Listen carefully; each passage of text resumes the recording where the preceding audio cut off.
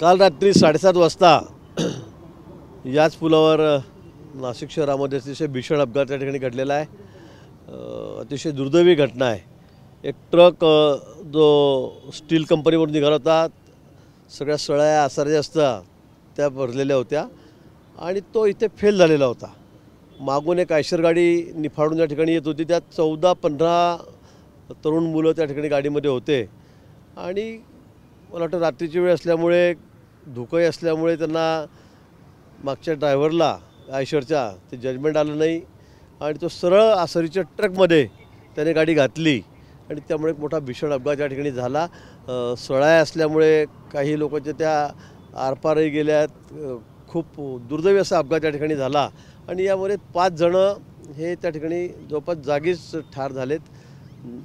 19 जणं त्या ठिकाणी मला असं वाटतं की त्या गाडीमध्ये होते प्रथम जसं पोलिसांच्या सांगण्यावरून दिसतं आहे आणि आता 13-14 जणं हॉस्पिटलमध्ये ॲडमिट आहेत। अजून 2-3 जणं अत्यवस्थ आहेत, सिरियस आहेत, काही सिव्हिलला आहेत, काही पेशंट जे आहेत ते खाजगीमध्ये गेलेले आहेत। पण खरं म्हणजे हा अपघाताचे दुर्दैवी आहे आणि याच्यामध्ये सदोष मनुष्यवधाचा गुन्हा दाखल करण्यात आलेला आहे। मालकावरही केलेला आहे, ड्रायव्हरवरही केलेला आहे आणि ज्या कंपनीने हे स्टील भरून दिलं, गाडीमध्ये लोड केली ही गाडी, त्यांच्यावरही करण्यात आलेला आहे। कारण अशा पद्धतीने गाडीच्या बाहेर 7-7, 8-8, 10-10 फुटापर्यंत सगळ्या आसाऱ्या ठेवणं हा कायद्याने गुन्हा आहे। त्याला काही नियम आहेत, पण तसे कुठलेही नियम पाळले गेले नाहीत आणि त्यामुळे हा अपघात या ठिकाणी घडलेला आहे। ही गाडी या ठिकाणी फेल झालेली होती म्हणून उभी होती, पण त्याच्या मागे काहीतरी लाल कपडा बांधणं किंवा एखादा टेल लॅम्प लावणं ही पण ट्रक चालकाची जबाबदारी होती, पण त्याने ती पार पाडलेली नाही। त्यामुळे हा कालचा अपघात घडला। पण या निमित्ताने मी अजून असंही सांगेल की राज्यामध्ये आपण अनेक ठिकाणी बघतो थोडं डिसिप्लिन आणणे आवश्यक आहे। मोठमोठे ट्रेलर आहेत, ट्रक आहेत, त्यांना टेल लॅम्प दिसत नाहीत, त्यामुळे मोठे अपघात होतात। अनेक ठिकाणी मोठे अपघात आपण बघितले असेल ज्या ठिकाणी ट्रॅक्टरचा जास्त वावर आहे, मग कुठे पंक्चर झालेले ट्रॅक्टर असतात रस्त्यात उभे आहेत, हायवेवर किंवा कुठल्या रस्त्यावर, मागून गाडी ती रात्रीच्या वेळेला दिसत नाही, त्यांना कुठे रेडियमही नसतं, त्यांना टेल लॅम्पही नसतात आणि अतिशय अंधारामध्ये दगडासारखे उभे असतात आणि म्हणून त्या ट्रॉलीमध्ये घुसूनसुद्धा अनेक अपघात होताना आपणही बघतो आणि त्यामुळे मला वाटतं की यांना रेडियम कंपल्सरी केलं पाहिजे, टेल लॅम्प गाड्यांना कंपल्सरीच केला पाहिजे।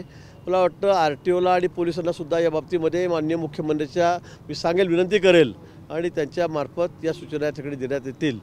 आज 5 जणं या ठिकाणी मृत्युमुखी पावलेले आहेत। त्या 5ही जणांना प्रत्येकी 5-5 लाख रुपये त्यांच्या कुटुंबियांना मदत देण्याची घोषणा या ठिकाणी मी मुख्यमंत्री महोदयांच्या कार्यालयात परवानगी घेतली आणि त्यानिमित्त करतो आहे। त्याचबरोबर जे याच्यामध्ये जखमी आहेत त्यांनासुद्धा काय सहकार्य लागेल, त्यांना काय खर्च लागेल तो शासनाच्या वतीने केला जाईल। या फ्लायओव्हरवर जिथे आपण उभे आहोत अनेक अपघात आतापर्यंत झालेले आहेत। विशेष म्हणजे दुचाकी वाहनांना परवानगी नसताना सर्रासपणे दुचाकी याच्यावर चालतात। नियमांचं स्पष्ट उल्लंघन असताना कुठली कारवाई होताना दिसत नाही, बंदोबस्त पण नसतो। नाही, मी तेच म्हणतो, इथे परवानगी नसताना दुचाकी गाड्या जात आहेत, अशा मध्येच गाड्या उभ्या असताना त्याच्या मागे पुढे कोणी उभं राहत नाही। खरं म्हणजे तिथे मागे पुढे काहीतरी त्याला बॅरिकेड केलं पाहिजे होतं, ते पण झालेलं नाही। त्यांना टेल लॅम्प नसतात गाड्यांना। मी पुन्हा सांगेल, गाड्यांना अनेक ठिकाणी आपण अनेक गाड्या बघा, हा कुठला नियम आहे की टेल लॅम्पच नाही गाड्यांना। ट्रॅक्टरसुद्धा आपल्याकडे एवढ्या मोठ्या प्रमाणात वाहतूक असते ट्रॅक्टरची, कुठे ऊस उत्पादक भागामध्ये असते, कुठे आपल्याकडे कांदा व्हायला जातो, पण मध्ये ट्रॅक्टर फेल झालं की त्याला कोणाची जबाबदारी नसते। पडलं म्हणजे पडलं, आम्ही येऊ, नंतर मग त्याला टायर घेऊन येऊ का मेकॅनिक घेऊन येऊ दुसऱ्या दिवशी तिसऱ्या दिवशी, पण तोपर्यंत ट्रॉली तिथेच पडलेली असते आणि त्यामुळे रात्रीच्या वेळी ती दिसत नाही, त्याला कुठे रेडियम नसतं, कुठे टेल लॅम्प नसतो, त्यामुळे मोठे अपघात होत आहेत आणि अनेक जण मृत्युमुखी पडत आहेत। मला वाटतं यावर अतिशय कडक कारवाई करण्याची गरज आहे। कडक कायदे आहेत पण अंमलबजावणी करण्याची गरज आहे। हो, आपण अगदी योग्य मुद्दा उपस्थित केलेला आहे। ही वाहतूक आज नाही आहे, आज केवळ अपघात झाला म्हणून समोर रोजच जिल्ह्यामधनं म्हणा किंवा राज्यातनं अशीच वाहतूक होते।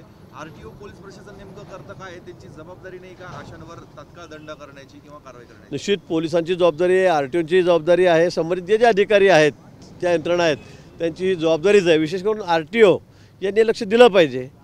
पण मी पण बघतोय, अनेक वेळेला मी बघतो रस्त्याने जाताना, प्रवास करत असताना की किती गाड्यांना टेल लॅम्प नाही आहेत, तर किती मोठं प्रमाण आहे। मोठे मोठे ट्रेलर आहेत, 20-20 चाकांचे, 25-25 चाकांचे, पण त्यांनासुद्धा ट्रेलर नाहीत। म्हणजे हे खरं दुर्दैवी आहे, असं होताच कामा नये. पण यापुढे मी माननीय मुख्यमंत्री महोदयांना आज विनंती करणार आहे की या संदर्भामध्ये सर्व RTO डिपार्टमेंट जे आहे, ट्रान्सपोर्ट डिपार्टमेंट जे आहे, त्यांची मिटिंग घेऊन किंवा त्यांना सक्त आदेश काढून या संदर्भामध्ये अतिशय कडक कायद्याची अंमलबजावणी करावी.